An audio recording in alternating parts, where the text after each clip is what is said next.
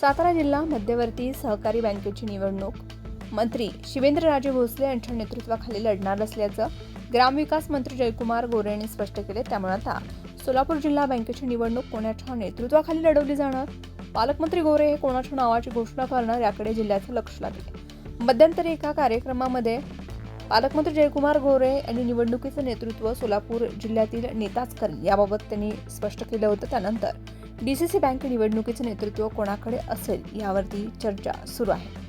आमदार राजेंद्र राऊत, आमदार सचिन कल्याण शेट्टी यांची नावं प्रामुख्याने समोर येत आहेत। सहकारातला मोठा अनुभव असलेले राजन पाटील यांचं नावही चर्चेमध्ये। मात्र आता आमदार सुभाष देशमुख यांनीही जिल्हा बँक निवडणुकीमध्ये आपल्याला रस असल्याचं दाखवून दिलंय। तिकडे आमदार विजयकुमार देशमुख यांची भूमिका महत्त्वाची ठरणार आहे। त्यामुळे भाजपचं नेतृत्व कोणाकडे असेल याबद्दल चर्चाही रंगली। जिल्हा बँकेमधील नेतृत्वाचा फायदा राजकीय करिअरमध्ये झाल्याची आजपर्यंत अनेक उदाहरणे आहेत। म्हणूनच जिल्हा बँकेची सूत्र हाती घेण्यासाठी अनेक जण इच्छुक असतात। इच्छुकांची भाऊगर्दी असली तरी भाजपमध्ये पालकमंत्र्यांनी सुचवलेलं नाव आणि मुख्यमंत्र्यांनी केलेलं शिक्कामोर्तब महत्त्वाचं ठरतंय।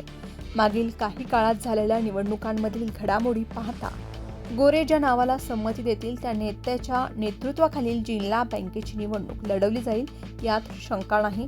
पण तो नेता कोण असेल याबाबत सध्या सोलापूर जिल्ह्यामध्ये मोठी उत्सुकता आहे।